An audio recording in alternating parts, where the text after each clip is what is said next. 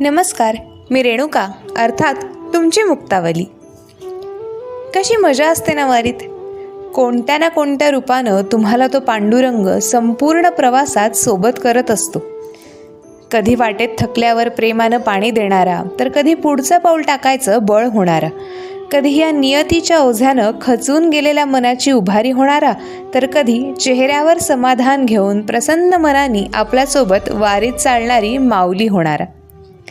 जिथे कुठे म्हणून कलीच्या किंवा अहंकाराच्या जाचाने कंटाळून मनाची देहाची वारी कुठे थांबतीये की काय असं वाटायला लागलं, मन विचारांनी सैरभैर व्हायला लागलं की जसा लेकराचा हुंदका ऐकून आई धावत त्याच्याजवळ जाते, तशी ही जगाची माऊली तिच्या लेकरांच्या मदतीला धावते. पण हो, आधी आपल्याही मनात हवी तितकी ओढ, तितकी श्रद्धा, तो अविचल असा विश्वास त्या समपायी.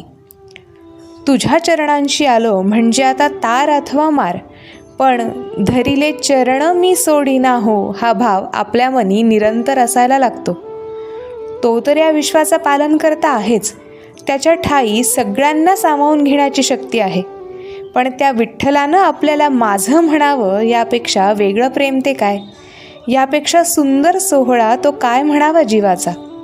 विठ्ठला, आता तुझ्या चरणी हा जन्म सोपावला. आता ह्या दासाचा उद्धार फक्त आणि फक्त तुझ्याच हाती आहे, हा विश्वास एकदा का तुमच्या डोळ्यात दाटला की समजा तो रखुमाईचा पती अंकित झालाच.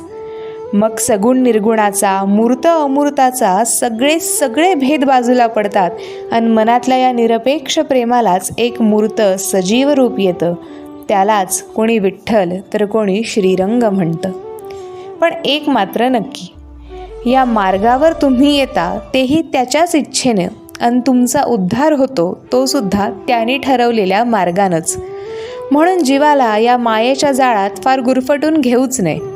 निष्पाप मनानं त्या सावळ्यासमोर नतमस्तक व्हावं आणि आपल्या आयुष्याच्या रथाचा लगाम त्या समर्थ हातांमध्ये देऊन टाकावा. आणि मग त्या लीलाधराच्या लीला कौतुकानं बघाव्यात आपल्या आयुष्याचं सार्थक करून घेण्यासाठी. ज्ञानोबा म्हणतात तसं, मूळ ना डाळ शाखा ना पल्लव, मूळ ना डाळ शाखा ना पल्लव, तो हा कैसा देव आला घरी. निर्गुणपणे उभा सगुणपणे शोभा, निर्गुणपणे उभा सगुणपणे शोभा, जीवाशिवा प्रभा दावित आहे. नकळे याची गती नकळे याची लीळा, नकळे याची गती नकळे याची लीळा, आपियाप सोहळा भोगीतसे, आपियाप सोहळा भोगीतसे. ज्ञानदेव म्हणे नकळे याची थोरी, ज्ञानदेव म्हणे नकळे याची थोरी, आपण चराचरी नांदतसे, आपण चराचरी नांदतसे. एक शब्द लिहा अथवा पूर्ण ग्रंथ, तो विठ्ठल काही कशातच सामावणारा नाही.